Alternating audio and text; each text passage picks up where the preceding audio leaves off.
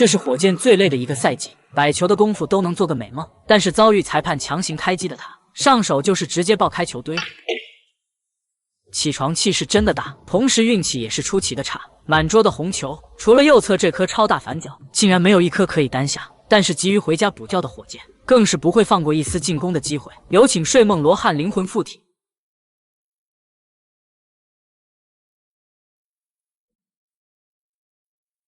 太疯狂了！为了强拼比赛，哪怕母球失控也在所不惜。结果就是篮球也直接罢工。现在3颗高分彩球都无法衔接，这局面要是换了别人，肯定选择防疫杆慢慢拆解。但是这个乱局已经成功叫醒了犯困的火箭。Yeah, and he's made his mind to attack if he is. So it could be in this sort of 完美的手摆位，但是此时粉球点位被占，复位也只能摆在篮球点位，这也就意味着每颗红球的链接都是一次半台校位。如此地狱难度的开局，才符合火箭遇强则强的特殊体质。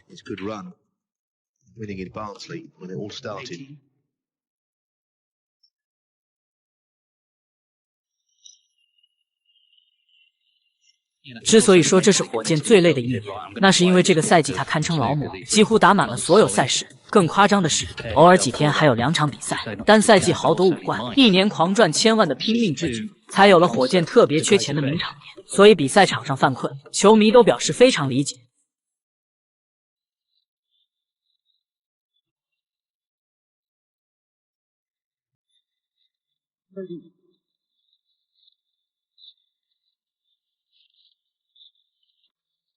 32. Some players a little more ad hoc than 3 of them.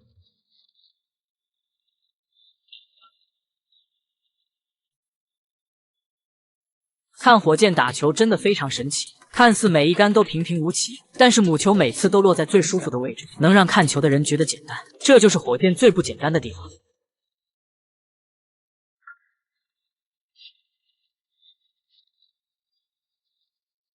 Pink on the blue spot is all he's got right now. Of course, the bold colours still needing to do a little bit more work, I guess.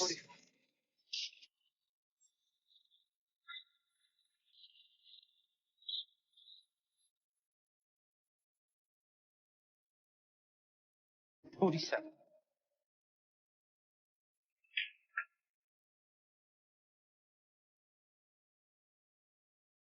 台面还剩2颗简单红球，只要打进也足够完成超分，但这肯定不是火箭的目标。挑战复杂球形带来的乐趣，也就只有他乐在其中。Possible for Lee.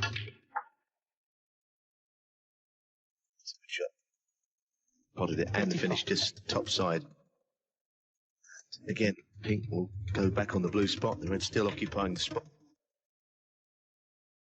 Really plain sailing this break, but very well constructed, given that this cuble's never really been in supreme control. I have to say, Li Hang was very unlucky to stick the opening red. 打进粉球，彻底锁定胜局。接下来才是最燃最好看的部分。Pretty devastating. 这杆想要带一下库边的红球，火箭处理难题总是宜早不宜晚，看看后面他会怎么处理。A decent level of form. Both players actually, the 3 frames. 极限身材加上母球横抬，还有什么是火箭不敢打的呢？虽然看上去好像 K 球效果不佳，但是对他来说已经足够。真的是有够变态，不管中带角度有多刁钻，火箭一直在刷新球迷的认知。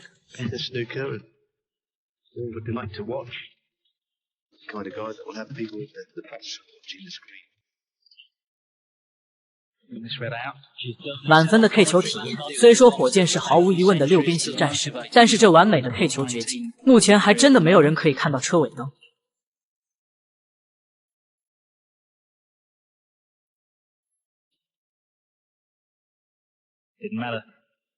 又是一杆神来之笔，这一局的极限操作，简单的就像日常吃菜，更加细思极恐的是，这还是在犯困的状态下完成的。如果斯诺克的极限是147，那谁知道火箭的极限究竟在哪里？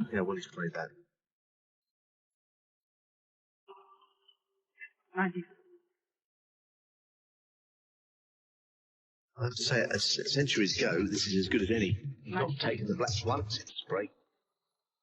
Well, many periods of it, the periods that pink on the blue slot was a big scoring colour.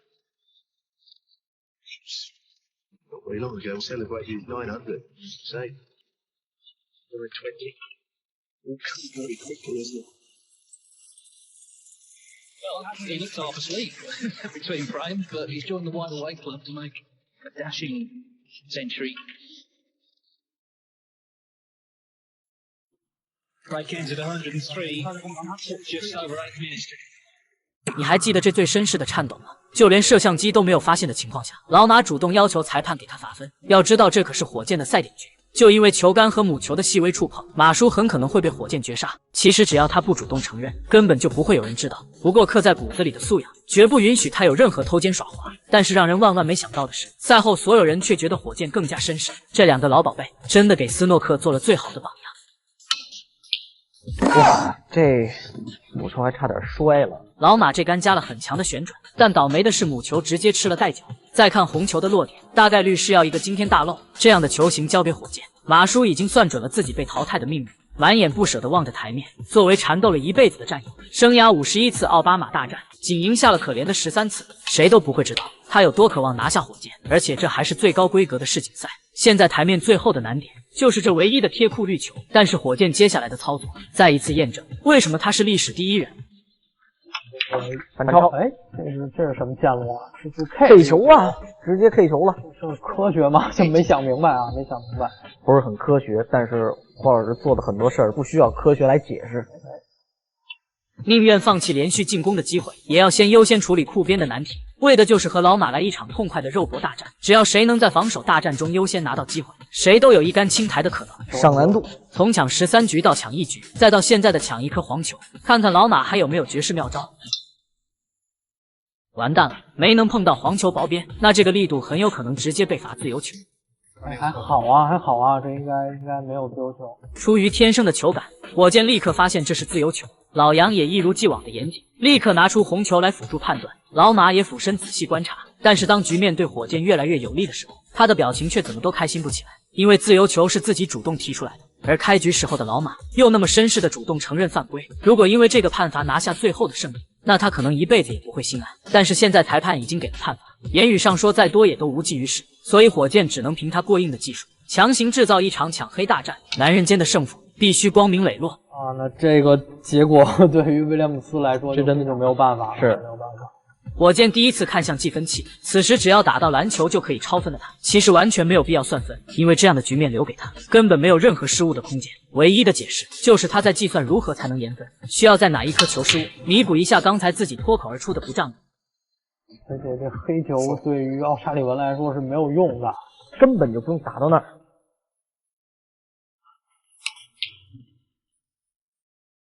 你看这球，这你说是运气也好，还是这球形就到这儿也好啊？开飞球也到位，那威廉姆斯基本上就没有机会了，没有任何的机会了啊！这样的话，现在是延分状态，还是9比10，其实是9比10连胜4局，对吧？一黑，哎，延分了。中带老王子不仅打丢了最擅长的中带，而且还故意给老马露出他拿手的长台，不愧是历史第一人，连喂饼都喂得如此丝滑，不知道老马愿不愿意接受这份心意。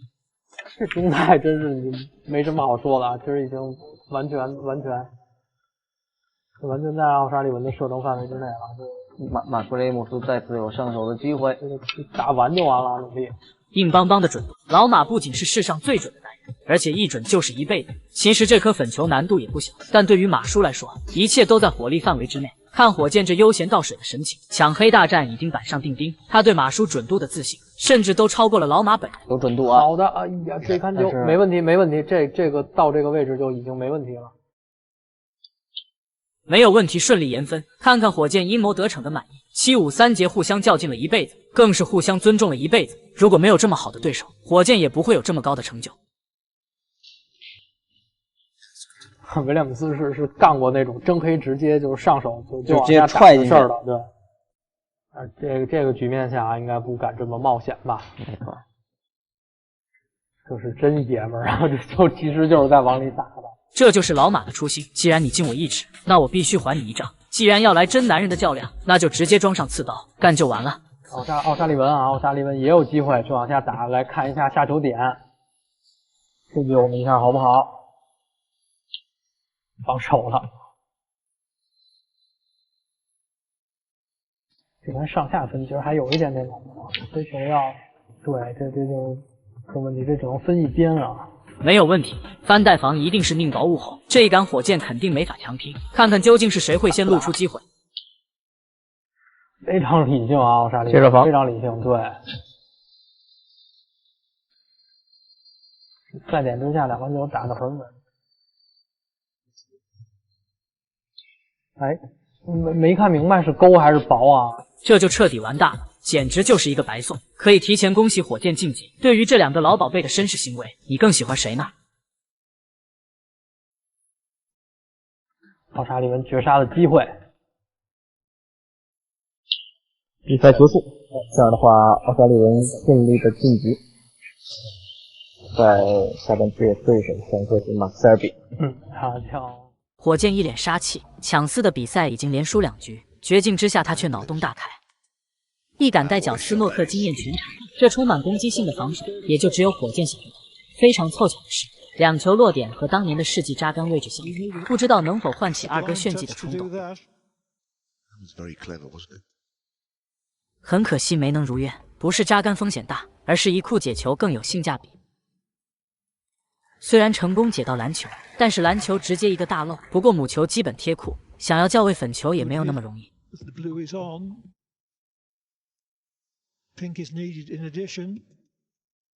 母球直接起飞，火箭拼得太凶了，难度超大的跳赛都打出来了，看看粉球能否到位。漂亮死，手摆位也不过如此。但是谁能想到，伴随全场的掌声，火老师又送上另一个惊喜。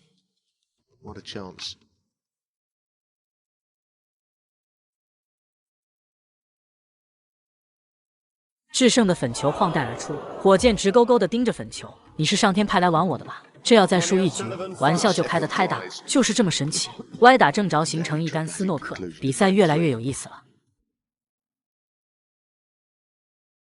没有问题，母球粉球上下分，先稳稳防守一杆，看看力度如何。虽然回弹的力度稍大，但也算是一个安全球。按照火箭的脾气，这个打带防是一定要拼一下的。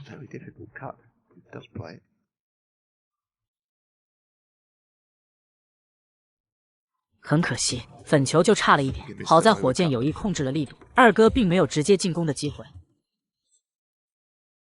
要转入防守大战，二哥无论技术还是年龄都不占优势，但是凭借对斯诺克的真爱，年近60旬仍然顽强作战。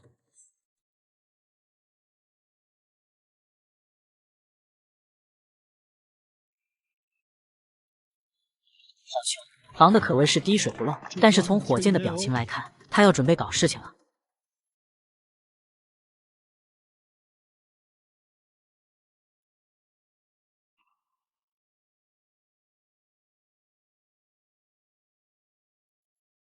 0比2落后还敢这么玩钓鱼，火箭这是要把二哥骨子里的进攻欲望彻底激活，这心理战术算是被他玩得明明白白。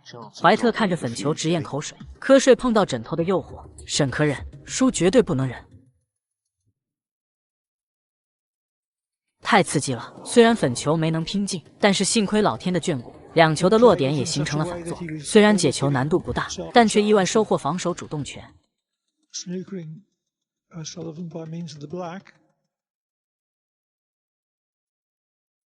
这是什么鬼？2库居然没有勾到，现在粉球停在袋口。二哥的幸福来得太突然了，火老师此时已经万念俱灰。但是事情真的会这么顺利吗？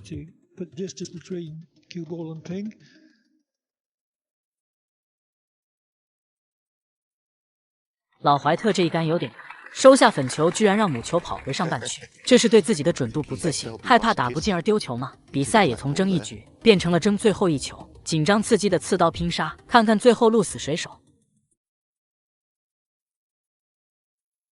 经典的2边分，虽然会留下翻带的机会，但是机会和风险并存，是被对手绝杀，还是让对手自杀，就看火箭表现如何。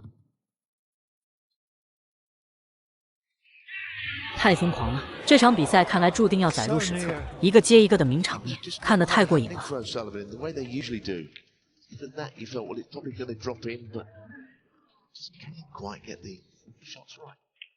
火箭彻底燃烧了二哥的胜负欲。这么大角度的黑球，抬手就往洞里干，还有幸运女神的加持，火老师愣是没有占到一点便宜。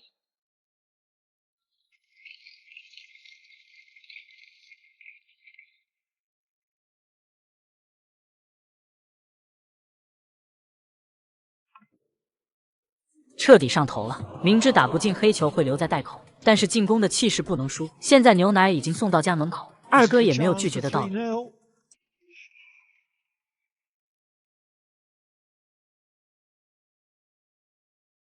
3比0领先火箭，但是很奇怪，二哥脸上并没有那么开心。